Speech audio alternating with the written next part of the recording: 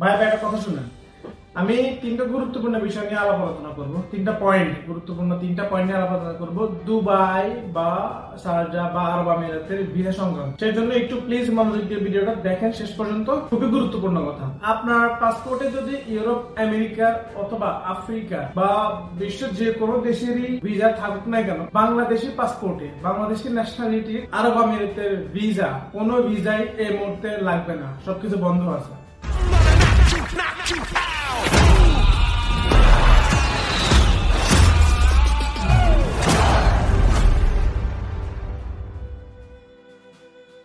আসসালামু আলাইকুম, আমি রাফা, আমি SWD ট্রাভেলস এর পক্ষ থেকে আপনাদের সবাইকে স্বাগতম জানাচ্ছি আমাদের আজকের একটা গুরুত্বপূর্ণ ভিডিওতে।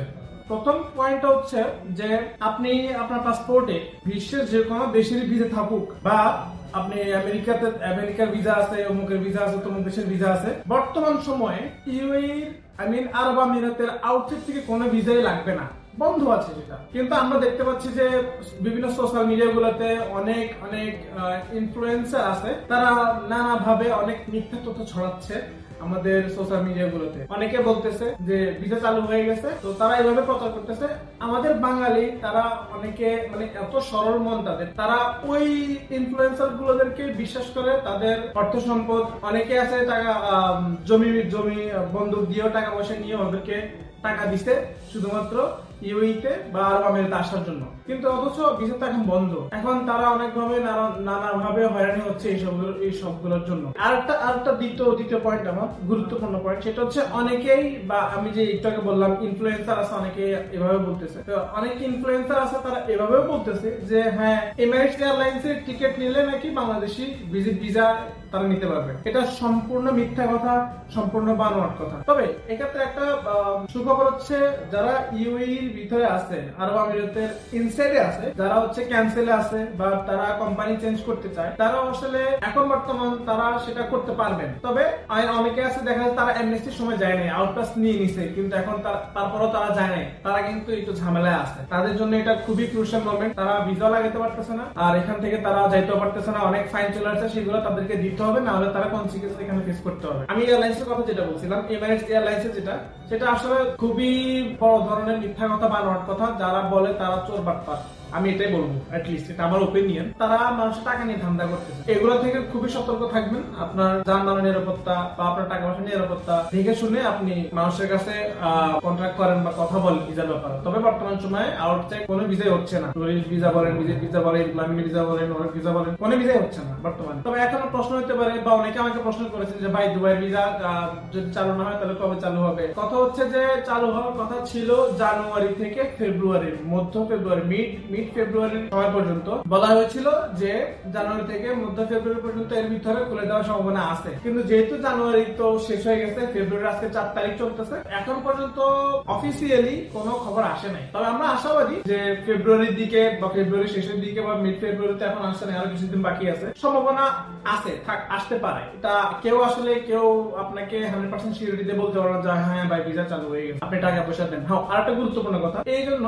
আপনার পাসপোর্ট কাউকে, আপনার টাকা পয়সা কাউকে আপাতত দিয়েন না, কোনোভাবে এখনো চালু হয় নাই। তো যদি চালুও হয়, আমরা আমাদের হোয়াটসঅ্যাপ গ্রুপ আছে, ফেসবুক পেজ আছে, বা আমাদের ইউটিউব চ্যানেল আছে, বা এরকম ভিডিও করে আপনাদেরকে জানাই দেওয়া হবে। তো এই ব্যাপারে, ভিসার ব্যাপারে আমি আরেকটা ভিডিও বানাইছিলাম, তো আপনারা চাইলে ওই ভিডিওটা দেখতে পারেন, ওইটা আমার ইউটিউব চ্যানেলে আছে, আমি লিংক দিয়ে দিব, অসুবিধা নেই উপরে। মূলত কথা হচ্ছে এইটাই, আপনাদের টাকা পয়সা আপনারা মানুষ দেখে শুনে দিবেন। শুধু আমার একটাই অনুরোধ থাকবে আপনাদের কাছে, আপনারা আপনাদের পাসপোর্ট বা কোন ধরনের ডকুমেন্ট আপনারা অন্য কাউকে দিবেন না। এখন যখনই চালু হবে, আপনারা আপনাদেরকে ভিডিওর মাধ্যমে হোক, বা আমাদের ফেসবুক পোস্টের মাধ্যমে হোক, বা আমাদের হোয়াটসঅ্যাপ গ্রুপের মাধ্যমে হোক, আপনাদেরকে জানাই দেওয়া হবে। তো আমি আশা করবো যে আপনারা এই জিনিসটি একটু আপনাদের মাথায় রাখবেন। আমি গত ভিডিওতেই বলছিলাম যে আসলে টাকা পয়সা আপনাদের অনেকেই দিচ্ছেন, কেউ 1.5 লক্ষ টাকা দিয়ে দিচ্ছে, কেউ 2 লক্ষ, কেউ 4 লক্ষ টাকা পর্যন্ত দিয়ে দিচ্ছে, তাও আবার টাকা লোন করে দিচ্ছে। তো এগুলো খুবই মারাত্মক কথা, খুবই জঘন্য। তো মানুষ হচ্ছে যাদেরকে দেয়, তারা হচ্ছে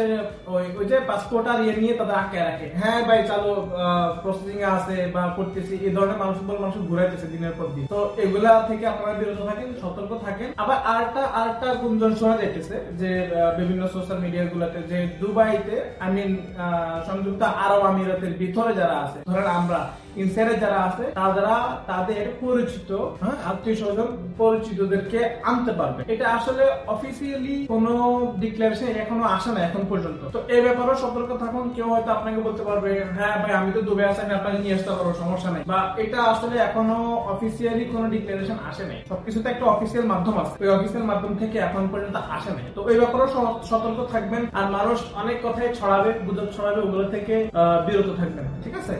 আর আপনারা যদি সঠিক তথ্য জানতে চান তাহলে আমাদের ফেসবুক গ্রুপ আছে, আমি লিংক দিয়ে দিব ডিসক্রিপশনে।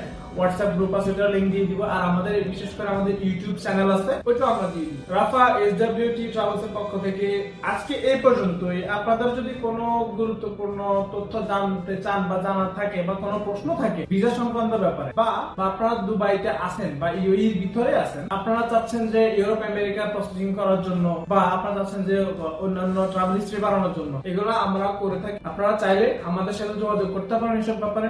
আমরা আমাদের দিক থেকে সর্বোচ্চ সহযোগিতা আপনাদের করার চেষ্টা করব। এটা বলে আমি আজকের এই ভিডিওটা করব। তবে যাওয়ার আগে একটা কথা বলে রাখি, খুবই সাবধানতা অবলম্বন করবেন টাকা পয়সা লেনদেনের ক্ষেত্রে। অফিসিয়ালি কোনো খবর আসা পর্যন্ত আপনার পাসপোর্ট, আপনার কোনো ডকুমেন্ট অন্য কোনো মানুষকে দেবেন না। যদি দিয়ে থাকেন তাহলে আপনি অনেক বড় বিপদের মধ্যে পড়তে পারেন। কেননা এখনো ভিসা চালুই হয়নি, তারা আপনাকে কিভাবে ভিসা দিবে। অনেকে আমাকে অনেকগুলো স্ক্রিনশট পাঠাইছে যে ভাই আমাকে এই লোকে আমার এই লোকে এই পেপারটা আমাকে দিচ্ছে, এটা চেক করে দেখেন এটা কি অথেন্টিক কিনা। তো সেগুলো চেক করার বিভিন্ন মাধ্যম আছে। ইউএইর সংযুক্ত আরব আমিরাতে অনেকগুলো ওয়েবসাইট আছে, আপনারা বাংলাদেশ থেকেও সেগুলো চেক করতে পারবেন। আপনারা যদি বেশি আগ্রহে থাকেন আমি ওইটা নিয়েও ভিডিও বানাবো, সমস্যা নেই। ওটা লিংকটাও আমি দিয়ে দেবো ডেসক্রিপশনে, আপনারা নিজেরাই চেক করতে পারবেন, অসুবিধা নেই। অথবা আমাদেরকে আপনাদের ডকুমেন্ট দেখাইতে পারেন, আমরা চেক করে আপনাকে আপনার স্ট্যাটাস বা জানাইতে পারবো যেটা আসলে অথেন্টিক কিনা বা ফেক কিনা, সবকিছু আপনাদেরকে জানাইতে পারবো। আল্লাহ হাফেজ, আসসালামু আলাইকুম।